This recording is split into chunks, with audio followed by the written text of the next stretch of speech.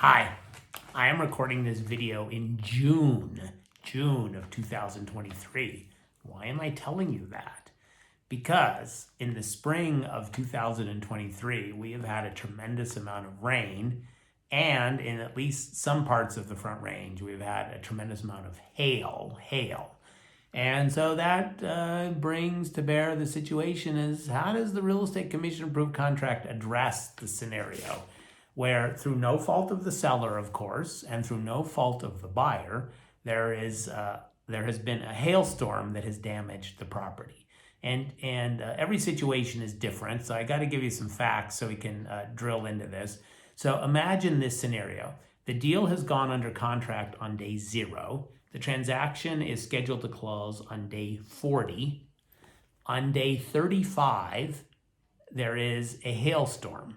Day 35 is well past the inspection objection deadline. Let's say an inspection objection was on day 10.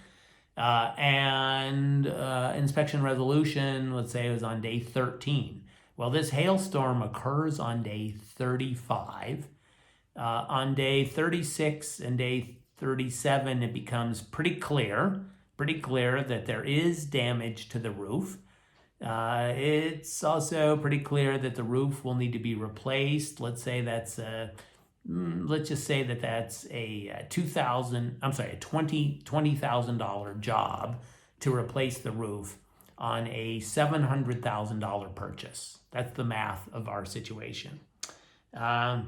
So what happens, is this just a problem for the buyer? They go under contract subject to this risk, and they have to suck it up and close, or if they don't close, they lose their earnest money. Is this a problem of the seller? Does the seller have an obligation to fix this? If the seller does have an obligation to fix this, by when do they have an obligation to fix this? Maybe it's neither of those things. What happens? Well, let me say that the Real Estate Commission Approved Contract addresses the scenario, and I think it addresses the scenario as well as it can be addressed in Section 18 of the contract, and we will look at Section 18 of the contract in a minute. But let's talk about some themes addressing these things. Number one, even though the language is pretty clear, it doesn't mean it will keep the seller happy in all transactions. It does not mean it will keep the buyer happy in all transactions. And if it keeps one of the two happy, it means that it might not keep the buyer and seller happy. If it does keep the buyer and seller happy, it will be in even fewer transactions. These are just fraught situations. They're fraught situations. A second concept of this is, let's remember, as you're trying to negotiate these things, the hailstorm is not the fault of the seller. The hailstorm is not the fault of the buyer. The hailstorm is not the fault of the insurance company, who may not be as responsive as you would like. It's not the fault of the lender. It's just one of those things that happens, and we got to figure out how to handle the situation. Okay, a third concept is there might be a lot of other variables that come to bear in these situations that make it very, very challenging to work things out. So, for example, the buyer might have a lot of urgency to close. Let's say, again, the hailstorm is on 5 days before closing. It takes a day or two to figure out whether there's any damage to the roof. Let's imagine that's on a Friday and the transaction is supposed to close on a Monday, and you can't get a hold of the insurance company. So there's lots of uncertainty about these situations. And, oftentimes the best solution would be to extend for a week so you can figure out how much will it really cost to fix the problem. Will the insurance company cover things? How long will it take to fix? But extending for a week might not work well for the buyer for a lot of reasons. The buyer's already committed to close on the sale of another property, and the buyer doesn't want to be made homeless. Interest rates. At the time we're recording this video, there's a bit of interest rate volatility. and maybe the buyer's lock on a sweetheart interest rate is about to expire, and it'll take X amount of dollars per day for the buyers to buy extensions of their lock rates. There might be reasons that the extension doesn't work for the seller. The seller needed to close on the sale of this hail damaged property to receive proceeds with which to buy a replacement property. And if the seller of the hail damaged property is unable to close on the purchase of replacement property, it is possible that the seller of the hail damaged property will lose tens of thousands of dollars in earnest money that has gone hard on the replacement transaction. And of course, there can be other complications that make these inherently fraught situations.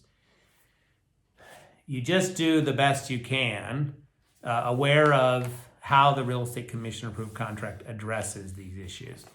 The first thing to notice is in section 10.2 of the Real Estate Commission approved contract. And that is the mere fact that the inspection objection period has passed does not mean the buyer is out of luck on these situations. No, the buyer has clout in these situations to terminate the contract based on section 10.2 and also section 18, which I'll get to in a minute. But one of the things that's clear in section 10.2 is the seller has an obligation to disclose to the buyer adverse material facts of which they're aware. If the seller is aware of actual hail damage, that's clearly something that has to be disclosed. Reasonable people might be able to disagree about whether the mere existence of the hailstorm, which may not have caused damage, needs to be disclosed.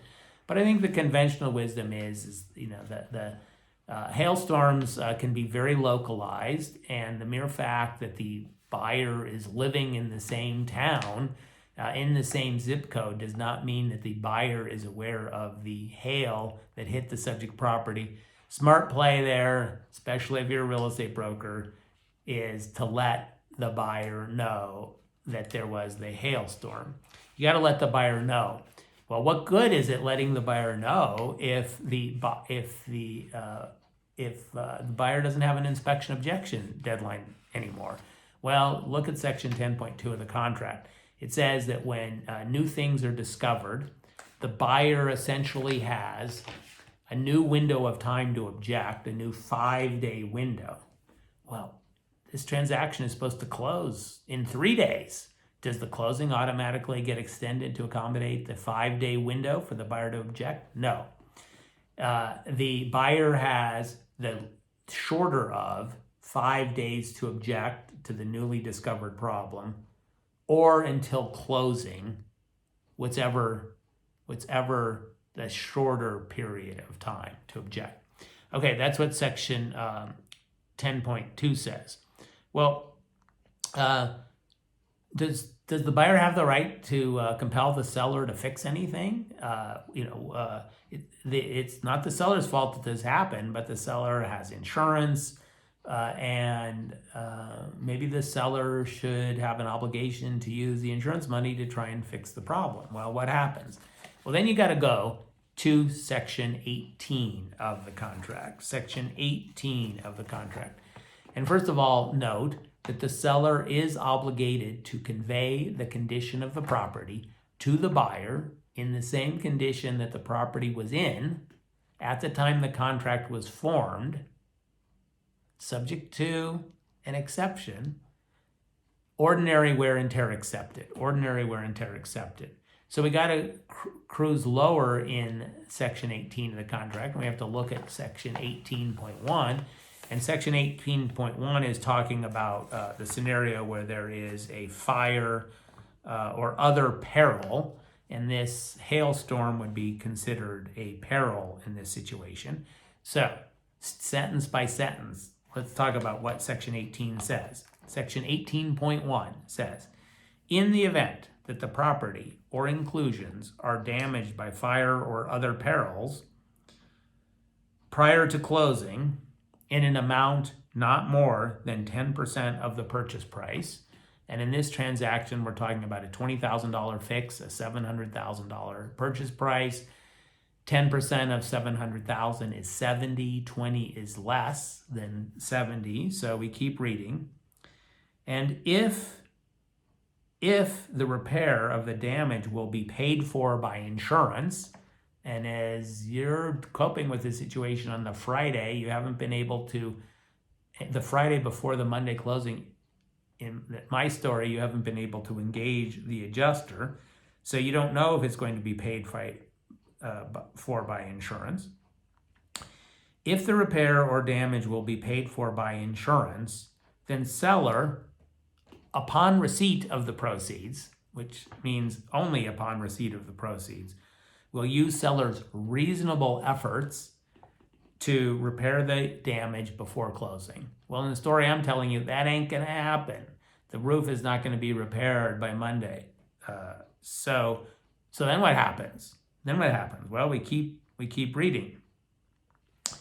Buyer has the right to terminate the contract on or before the closing date if the property is not repaired by the closing date, or if the damages, in our case, exceed such sum.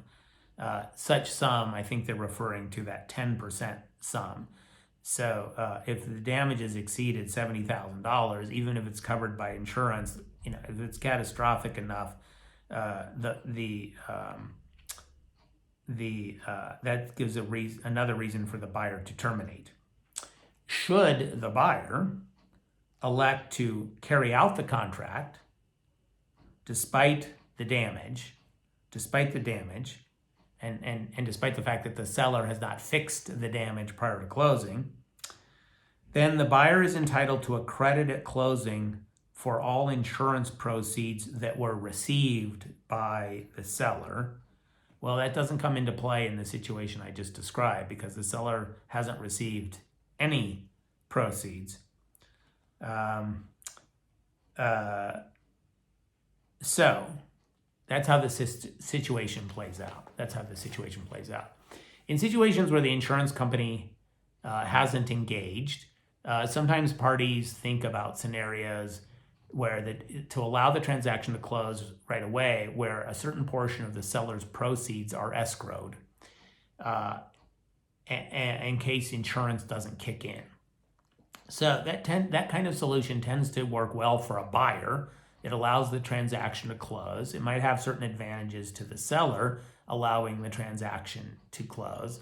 Obviously, brokers like to see the transaction closed. But it's not without a free lunch, because the seller is hanging out there in the scenario where the insurance doesn't kick in. When the insurance doesn't kick in, the seller is bearing the risk that this is a $20,000 problem.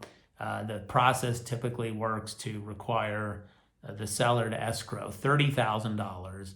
And if you're the broker on the seller side, you need to help your seller understand, if you agree to this closing and escrow solution, you're risking that $30,000 that may not be covered by your insurance. If I'm the seller and I don't have, $45,000 of earnest money that's gone hard on a replacement transaction, I'm happy to agree to an extension of closing this transaction to buy time to see what the insurance company is going to do. If I'm the seller, I'm not going to want to have my $30,000 of proceeds escrowed, because if the insurance money doesn't kick in, there's a good chance that, I'll lose that $30,000. Now, I might be happy to lose that $30,000 if I don't have a better option.